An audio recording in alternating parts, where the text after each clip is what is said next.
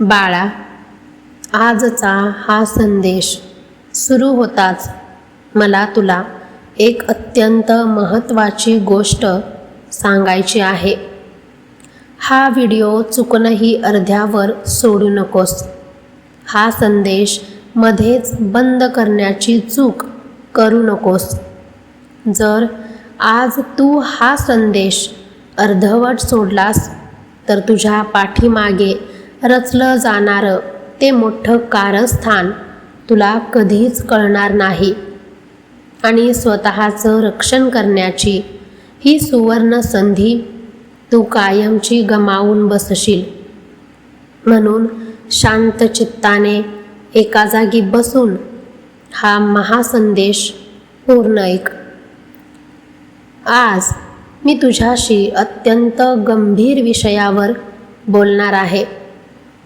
लेकरा, तू तर नेहमी सगळ्यांशी चांगला वागलास. कोणाचंही वाईट तू कधीही चिंतेतही विचार केला नाहीस. तरीही तुझ्याच जवळच्या काही लोकांनी तुझ्या पाठीत खंजीर खुपसला ना. तुझ्याच ताटात खाऊन तुझ्याच पाठीमागे कारस्थान रचणारे ते चेहरे आता माझ्या नजरेतून सुटणार नाहीत. ज्यांनी तुला संपवण्याचा विडा उचलला होता त्यांच्या पापाचा घडा आता पूर्ण भरला आहे. सावध रहा, कारण आज त्यांच्या अंताचा काउंटडाऊन सुरू झाला आहे. बाळा, आता वेळ आली आहे त्या कपटी, पापी आणि ढोंगी चेहऱ्यांचा बुरखा फाडण्याची. तुझ्या मनात अनेक दिवसांपासून, अनेक महिन्यांपासून एकच शल्य टोचत होतं ना, की मी तर कोणाचंच कधीच वाईट केलं नाही.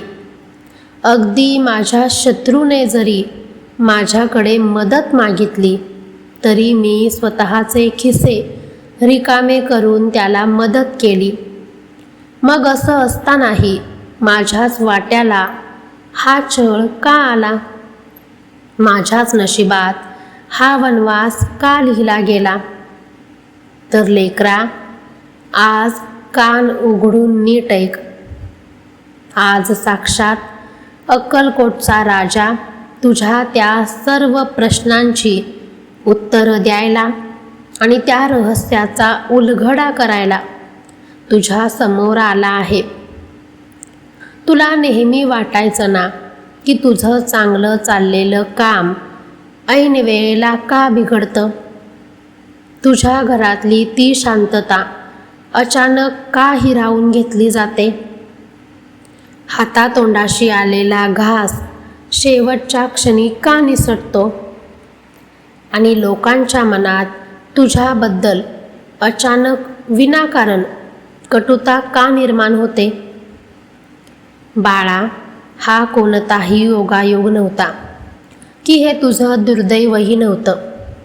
हा तर तुझ्याच परिचयातील, तुझ्याच खांद्यावर हात ठेवून फिरणाऱ्या आणि तुझ्याच ताटात खाऊन तुझ्याच पाठीमागे कुभांड रचणाऱ्या काही नराधमांचा भयानक कुटील डाव होता. त्यांनी तुझ्या हसऱ्या चेहऱ्यामागे लपून तुझ्या पाठीत खंजीर खुपसण्यासाठी रात्रीचा दिवस केला होता. तुझ्या प्रगतीला, तुझ्या सुखाला आणि तुझ्या समाधानाला ग्रहण लावण्यासाठी त्यांनी गुप्त कारस्थानं रचली. समाजात तुझं नाव कसं खराब होईल, तुला कोर्ट कचेरीच्या फेऱ्यांमध्ये कसं अडकवता येईल आणि तुझ्या पैशांची नाकेबंदी करून तुला रस्त्यावर कसं आणता येईल, हेच त्या कपटी लोकांचं अंतिम ध्येय होतं.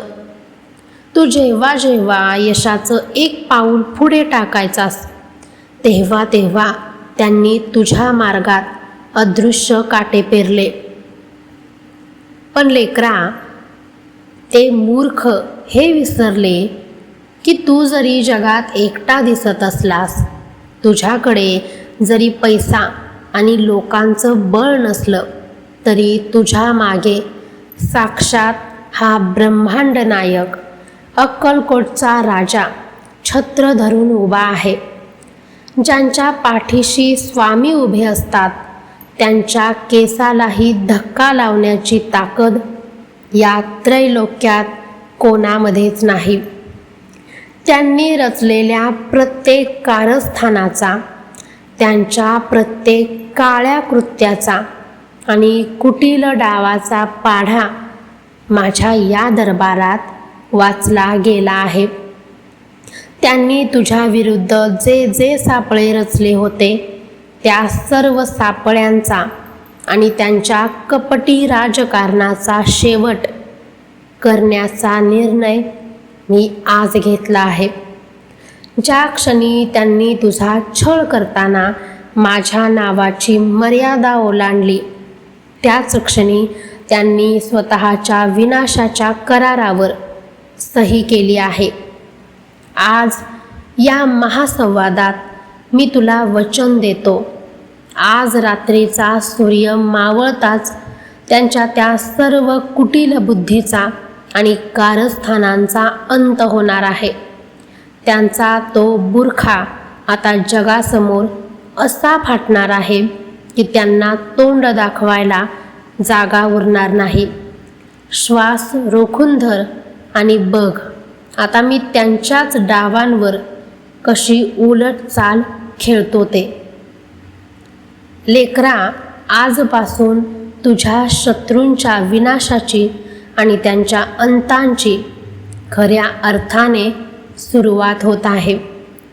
ज्यांनी तुला विनाकारण रडवलं, ज्यांनी तुझ्या निरागसपणाचा आणि चांगुलपणाचा गैरफायदा घेऊन तुला ढसाढसा रडायला लावलं, आता त्यांना रक्ताचे अश्रू रडावे लागणार आहेत. हा या सृष्टीचा नियम आहे, हा कर्माचा सिद्धांत आहे आणि हा साक्षात अक्कलकोटच्या राजाचा महान न्याय आहे. ज्या कपटी लोकांनी तुझ्या चालण्याच्या मार्गात जीव घेणे काटे पेरले होते, आता तेच काटे त्यांच्या स्वतःच्या पायात इतके खोलवर रुतणार आहेत की त्यांना ओरडण्याचीही संधी मिळणार नाही. त्यांच्या विनाशाची पहिली पायरी आज रात्रीपासूनच सुरू होत आहे. त्यांनी तुझ्या विरुद्ध जे जे कुटील डाव रचले, जे जे सापळे तयार केले, ते सर्व डाव आता उलट फिरून त्यांच्या स्वतःच्याच गळ्याचा फास बनणार आहेत. जे तुला या समाजात, तुझ्या नात्यात खाली पाडू पाहत होते, जे तुझी नाचक्की करण्यासाठी टपून बसले होते, ते आता स्वतःच्याच केलेल्या पापांच्या ओझ्याखाली असे काही तोंडघशी आपटणार आहेत की त्यांना पुन्हा कधीच उठताना येणार नाही. हा स्वामींचा दरबार आहे लेकरा. इथे चांगुलपणाची परीक्षा घेतली जाते, पण कपटीपणाचा माज एकाच फटक्यात उतरवला जातो. आज रात्री जेव्हा घड्याळात 12चे ठोके पडतील, तेव्हापासून त्यांच्या घरात, त्यांच्या मनात आणि त्यांच्या वास्तूत एक अशी अनाकलनीय अशांतता, घबराहट आणि भीती पसरेल की त्यांना पळताभुई थोडी होईल. त्यांना ना समाजात मान उरेल, ना घरात शांततेची झोप लाभेल. त्यांनी तुझ्या सुखाची जी रात्रीची झोप उडवली होती, त्याची किंमत आता त्यांना स्वतःची झोप गमावून मोजावी लागेल. त्यांचा खिसा, त्यांचं नाव आणि त्यांची खोटी प्रतिष्ठा एकामागून एक पत्त्याच्या बंगल्यासारखी ढासळायला सुरुवात होईल. हा माझा तुला शब्द आहे. माझ्या दरबारात उशीर असू शकतो, पण अंधार कधीच नाही. बाळा, तू आता शांत हो आणि तुझा हा संताप, तुझा हा सूड घेण्याचा विचार माझ्या चरणी अर्पण कर कारण तुझा बदला घ्यायला आता साक्षात हा ब्रह्मांड नायक मैदानात उतरला आहे. ज्यांनी तुझ्या पाठीवर वार केले त्यांना आता काळाच्या थपडा खाव्या लागतील. निसर्ग आता त्यांच्याकडून तुझ्या प्रत्येक अपमानाचा, तुझ्या प्रत्येक वेदनेचा आणि तुझ्या डोळ्यातून गळालेल्या प्रत्येक थेंबाचा हिशोब व्याजासह वसूल करणार आहे. त्यांनी तुला जिवंतपणी ज्या नरकयातना दिल्या त्याहून भयावह परिस्थिती आता त्यांच्या दारात उभी ठाकणार आहे. हा केवळ संवादाचा भाग नाही, तर हा निसर्गाचा त्यांच्यासाठी लिहिलेला अंतिम न्यायनिवाडा आहे. तुझ्या शत्रूंना आता कळून चुकेल की एका निष्पाप आणि स्वामी भक्ताच्या वाट्याला जाण्याचा परिणाम काय असतो. त्यांचा अहंकार, त्यांचा माज आणि पैशांची मस्ती मी मातीत मिळवून दाखवेन. श्वास रोखून धर आणि शांतपणे बघत राहा, कारण आता त्यांच्या अंतांची ही सुरुवात तुझ्या सुवर्णकाळाची नांदी ठरणार आहे.